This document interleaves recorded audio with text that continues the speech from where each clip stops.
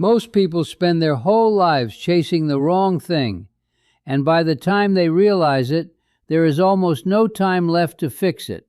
My name is Harry, and I am 86 years old.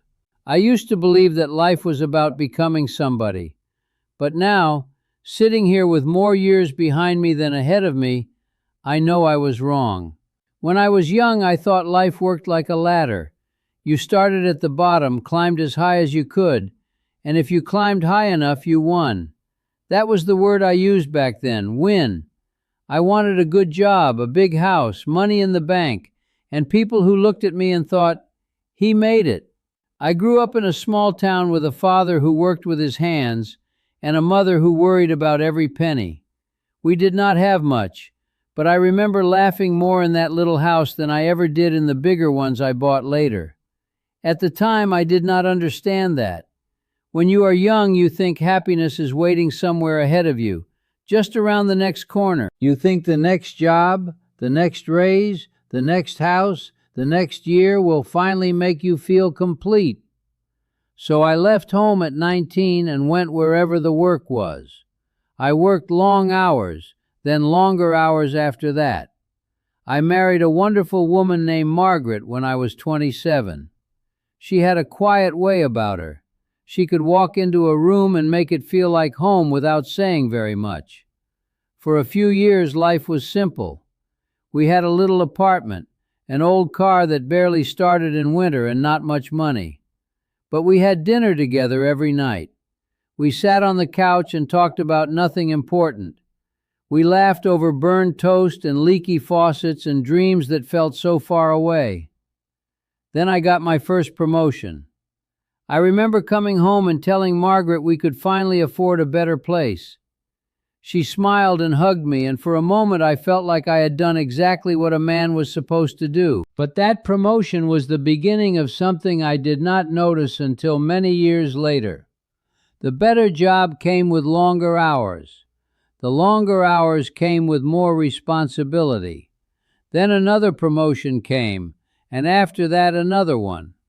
Before I knew it, I was leaving the house before the sun came up and coming home after everyone was asleep. Margaret would wait up for me at first. I would walk into the kitchen and find her sitting there in the dim light with a cup of tea that had already gone cold. She would ask me how my day was, and I would give her the same answer every night. Busy. That one word became the story of my life. When our first son was born, I told myself I was working hard for him. When our daughter came along 3 years later, I said the same thing. Every missed birthday, every school play, every family dinner, I excused with the same sentence. I'm doing this for the family. And maybe part of me believed it. But another part of me liked being important. I liked that people needed me. I liked walking into an office where everyone knew my name and listened when I spoke. At home, life was slower, quieter, messier. Children cried, dishes piled up, the roof leaked. Nothing at home made me feel successful the way work did. Years passed faster than I expected. They always do. One day I looked up and my son was taller than me. My daughter had a boyfriend. Margaret had lines around her eyes that had not been there before. The strange thing is, I was there for all of it, but not really. I was in the room, but my mind was somewhere else, thinking about work, thinking about tomorrow, thinking about some problem that, if I am honest, nobody remembers now. I spent so much of my life waiting for things, waiting until the project was finished, waiting until we had more money, waiting until retirement. I told myself that one day I would slow down. One day I would sit on the porch with Margaret. One day I would take the trips we talked about. One day I would finally have time. But life is not something that waits for you while you are making other plans. Margaret got sick when she was 72.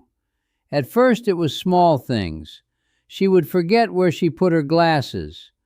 Then she forgot the name of a neighbor we had known for 20 years.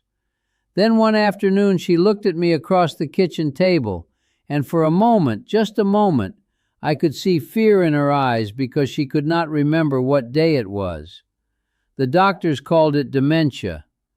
I remember driving home from the hospital that day with both hands gripping the steering wheel so tightly my knuckles turned white. I kept thinking, not her, not Margaret. She had always been the strong one, the steady one, the person who held everything together while I was out chasing things that suddenly seemed very small. For the next few years, I stayed home more. I sat beside her in the mornings. I helped her with little things. We would sit by the window and watch the birds in the yard. Sometimes she would smile at me in that same quiet way she always had. But sometimes she would look at me with confusion, like I was a stranger. One evening, not long before she died, we were sitting together in the living room. The sun was going down, and the whole room had that soft golden light that only comes at the end of the day. She looked at me and said very softly, "Harry, I wish we had more time." I wanted to tell her we did have time. I wanted to tell her I was here now, that I had finally learned what mattered. But the truth was, we did not have more time.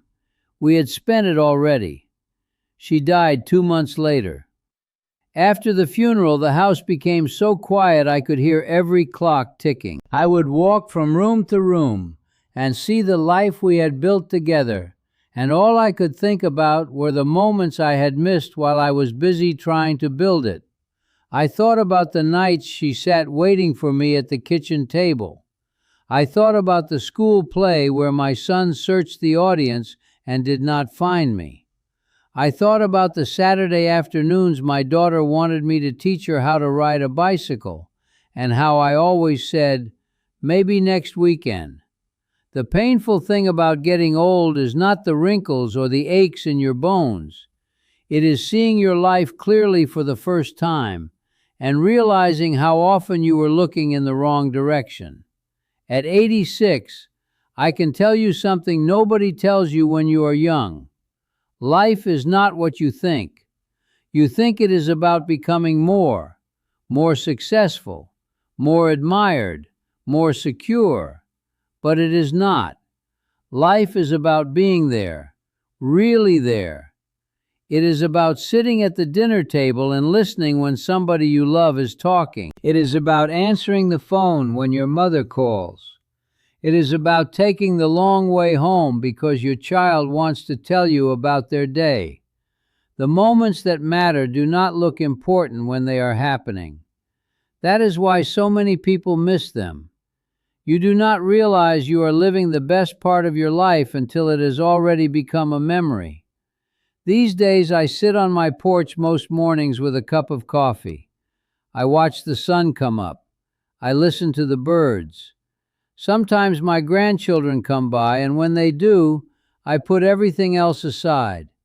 I listen to their stories, even when they go on too long. I let them show me things I do not understand. I do not rush them, because now I know that one day, if I am lucky, these ordinary little moments will be the things they remember about me.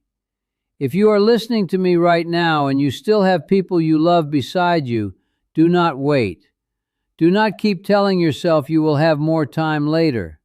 Later is a dangerous word. Later turns into years before you even notice. Sit with them. Call them. Put down whatever feels so important for just a little while.